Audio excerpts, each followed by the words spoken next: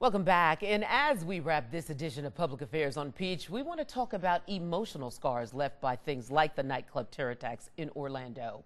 So joining me for this last segment, Atlanta psychologist Dr. Betsy Gard.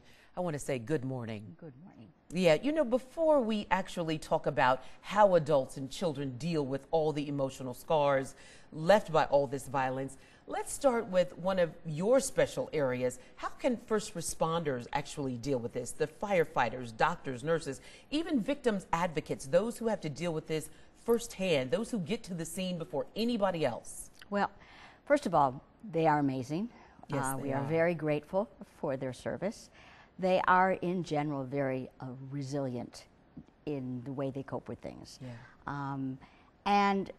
But certain events are going to be very difficult for any first responder. So it's important that the first responders be aware, self-aware, that they do good self-care, that there be help available if they need it, and that they focus on the importance of the mission and what they were able to accomplish. Process what they have seen and heard over the past week. How can they do that in a way that's healthy for them? Should they take time off? Should they take vacation? I know each person is different, Correct. but Betsy, it is a lot to process. I mean, resilience is one thing, but the gruesomeness of that has to take its toll. Well, you're right. Every individual is unique, and what each individual needs to do will depend on their own background and temperament and style. But we know that talking can be very helpful for some people. We know engaging, going back to work for some people is most helpful. For others, it can be writing in a journal or talking to individuals, and typically there's help available if they wish to talk. Right. And really, again, focusing on the positive accomplishments of what they've done. Describe what you call vicarious trauma or even compassionate fatigue that some of them could go through. What is that? Well, and actually this can occur to a broad swath of population in terms of there are those who are not actually in direct danger for losing their lives. Reporters, for example, who heard terrible stories, even the counselors who hear terrible stories.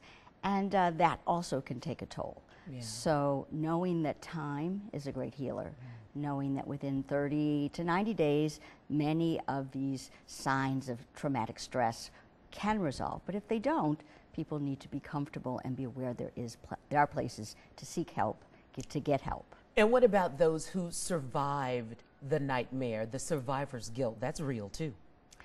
So survivor's guilt is often a response to helplessness and an inability to control things.